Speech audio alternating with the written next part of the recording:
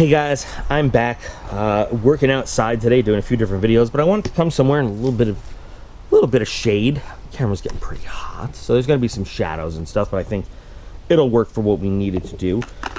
In the sporting goods store, if you have seen the little survival tin video I just did, they also had Pyro Putty fireballs, and I said I want to try these things out. I want to test them and see how good they are, so we're going to do that. I bought two packages. They were, what, $1.29 or $1.49 or something like that per package, and it feels like there's two little fireballs in each.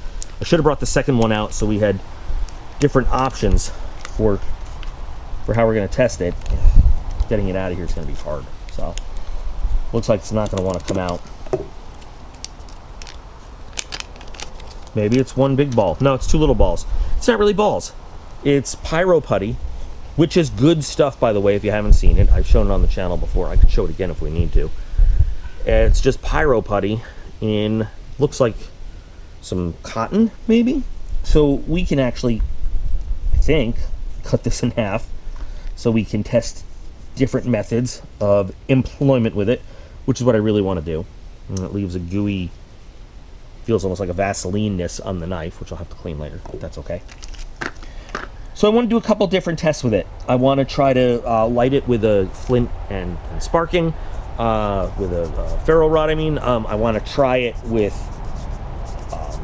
matches. I just want to see how well it lights up, how quickly it lights up, how easily it lights up.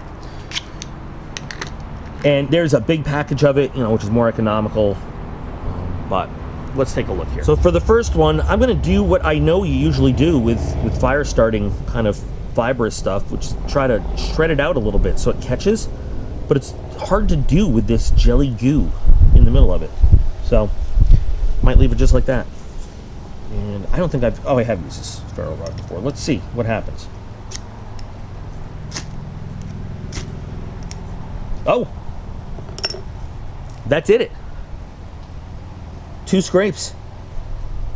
Not bad.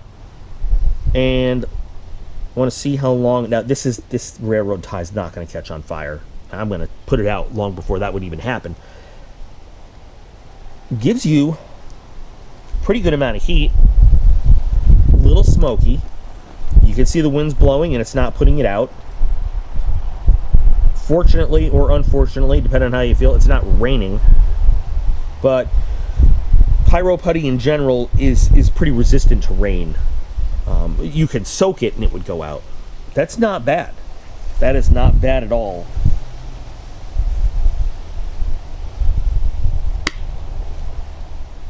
So, oh, it's sprayed. The goo sprayed, and I got hit with.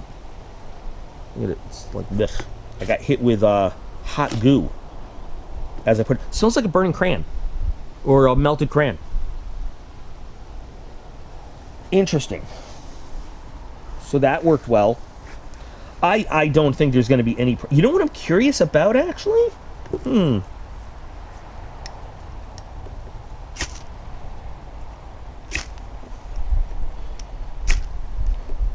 Won't relight.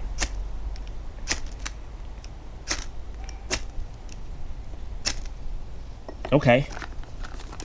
That's why I have matches. I have UCO matches, because they are awesome. Let's see if it will relight with direct heat from a match. I wasn't going to do this originally, but I just thought of it. It will. And unfortunately, I can't put out the UCO match now. I've just got to let it go. But it did relight very easily and quickly with direct heat from a match. I wonder if I'd cut away some of the charred area, if it would have lit better with the ferro rod. I don't know. I can't be sure about that. I'm not going to let it squirt all over the place this time. There's a nice little campfire smell now. Okay. I mean, my second thing was I was going to see how quickly it lights from just a match, but we kind of just did that. If the already burnt piece lights that fast, then you know what? I'm going to try something else. Hold on. We're not going to try a super good match. We're going to try a regular old match from a book of matches. This is from the Coghlan Survival Tin.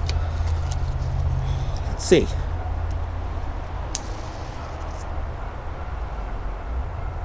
Yep. We could blow that one out. Now remember, I've cut all these things in half. So if you had a whole ball, or you put a whole 2 balls, always throw your whole 2 balls in the fire. This would be an even bigger, longer lasting, I don't know if I could say hotter, but this is excellent fire starting material. I knew Pyro Putty was pretty good. I didn't know what these fireballs were going to be like. And that works very quickly. It's the little smoky. I'm not a big fan of the black smoke, but you know, it is what it is. Some fire starting materials are smokeless, which is great. But we've got a great fire going here. So overall, yeah, pretty good fire starter. I'm pretty happy with it. It lasts a while. It's easy to light. If it were to get wet, I can't prove it to you, but I'm telling you, I know Pyro Putty. If it were to get wet before you lit it, not drenched, soaked, but like it got some water on it, it would still light. So there you go. What do you guys think of this? Anybody actually use this out in the wild somewhere? Or you guys have opinions about it, yes or no? I know there are a lot of fire starters that you can make that are similar. You can make a jellied cotton on your own, put it in some kind of container. But I think this is just convenient, if for nothing else, than to keep in the glove compartment, in the survival kit, in a tackle box, somewhere where you can keep stuff that you don't know you need yet. Maybe you need it in an emergency or whatever. But I think it's pretty good. So, you guys, please let me know what you think of this. Critique everything I've done and tell me what I've done wrong, because you guys are really good at that. And sometimes I really do learn from it, so I like it. But tell me what you think of this fire starter, if you'd use it, if you have it, if you're familiar with it. And let's discuss. So thanks for spending a little bit more of your very precious time with me. Remember that you guys are all absolutely awesome, and I appreciate every single one of you, and I'll be back again real soon.